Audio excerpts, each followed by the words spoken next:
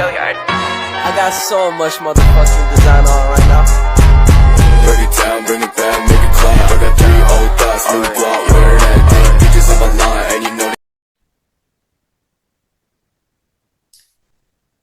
Assalamualaikum warahmatullahi wabarakatuh.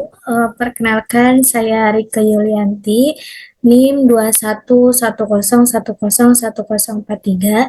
Di sini saya akan menerangkan atau membahas tentang perkembangan Islam pada abad pertengahan.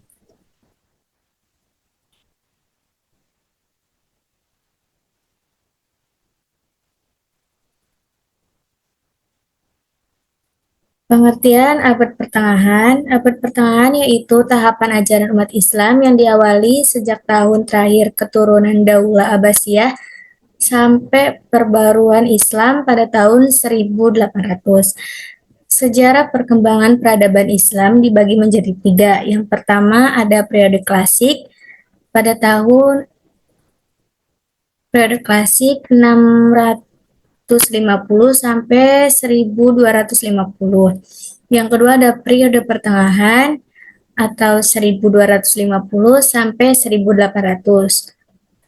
Yang ketiga ada periode modern 1800 sampai sekarang. Pada abad pertengahan, Islam mengalami kemunduran. Hal ini ditandai dengan tidak adanya lagi kekuasaan Islam yang utuh yang meliputi seluruh wilayah Islam dan terpecahnya Islam menjadi kerajaan-kerajaan yang terpisah. Kemunduran Islam terbagi menjadi 4. Yang pertama memberikan prioritas bangsa asing, yang kedua ketergantungan pada tentara bayaran, yang ketiga munculnya kerajaan-kerajaan kecil, dan yang keempat serangan bangsa Mongol. Perkembangan Islam. Yang pertama ada kemajuan Turki Utsmani, kerajaan Syafi'i di Persia, kerajaan Mongol di India. Kerajaan Turki Utsmani, kerajaan yang didirikan oleh Utsman setelah Sultan Alauddin terbunuh oleh Mongol. Karena kematian Sultan Alauddin, Utsman melepas diri dari kerajaan baru dengan nama Turki Utsmani. Dan raja pertama adalah Utsman. Kemajuan dan perkembangan kerajaan Turki Utsman. Ada 3. Yang pertama pemerintahan dan militer, yaitu mempunyai tentara yang kuat, mempersonil militer tidak hanya dari orang Islam dan Turki. Pemerintahan yang tegas dan teratur, mempunyai UUD, Undang-Undang Dasar yang mengatur. Yang kedua ada ilmu dan budaya. Terdiri dari terbuka terhadap budaya lain, perkembangan seni arsitek Islam, perkembangan pesat.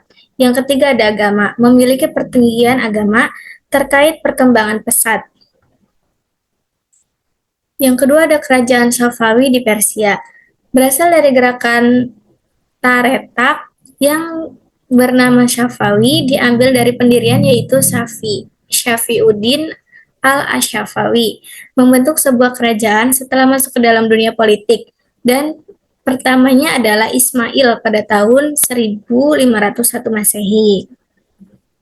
Kemajuan perkembangan kerajaan Syafawi di Persia.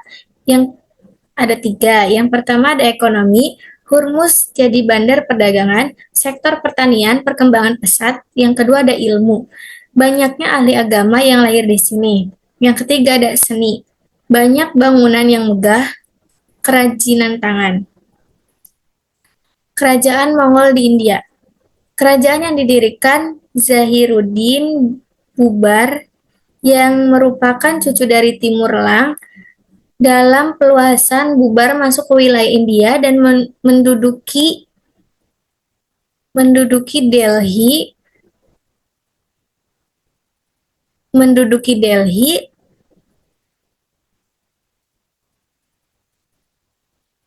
setelah penguasaan sebelumnya tewas di medan pertempuran.